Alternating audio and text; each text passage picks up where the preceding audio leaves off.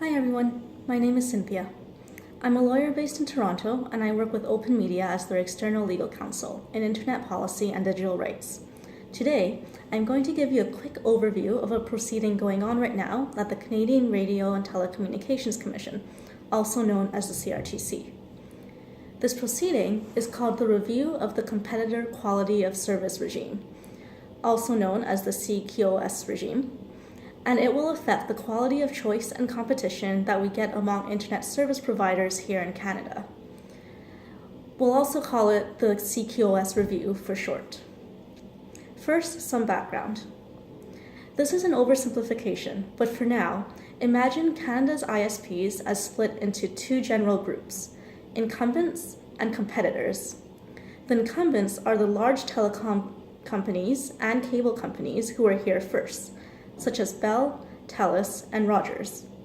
The competitors are smaller independent ISPs such as TechSavvy, Distributel, and Start.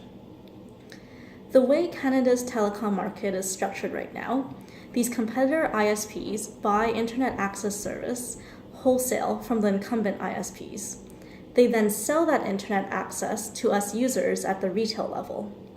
This increases choice and competition in the market, which then pushes prices down while encouraging better internet service across the board. However, this also means that every time you subscribe to internet access from a competitor ISP, the incumbent ISP they bought it from still has some control over that service.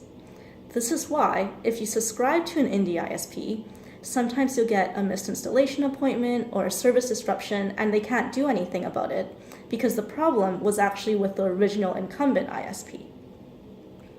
So, this competitor quality of service regime is how the CRTC ensures that the incumbent ISPs who sell internet access maintain the same quality of service for their competitors' customers as for their own customers. It's to help deal with that conflict of interest. Every time an incumbent ISP drops below a certain level of service quality in delivering internet access to a competitor ISP, they have to pay a rebate fee set by the Commission. The only exception is if they can show that the service drop was beyond their control, such as in a freak snowstorm. So why does this matter? From Open Media's perspective, there are two major problems with the current system that we hope the CRTC will resolve in this proceeding. First, the CQoS regime is based on a decision from 2005, so a lot has happened since then. It mostly addresses services that are being phased out, such as local voice and DSL, and doesn't at all account for services that we all use today and will be using soon, such as advanced high-speed fiber broadband or even mobile wireless services. So, task number one is to update this regime so that it also protects competitor quality of service for our 21st century home internet and cell phone plans.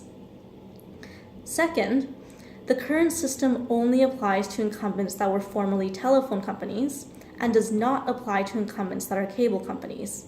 This means that if your indie ISP sources its internet services from Bell, for instance, they are protected under this regime. But if they source their internet services from, say, Rogers or Shaw, which are cable companies, then you and your indie ISP are out of luck.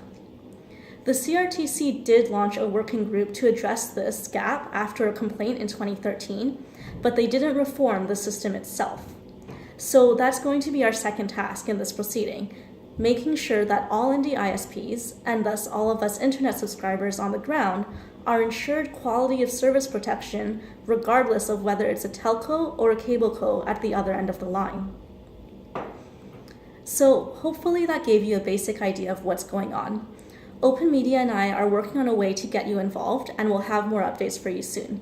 Thanks for listening.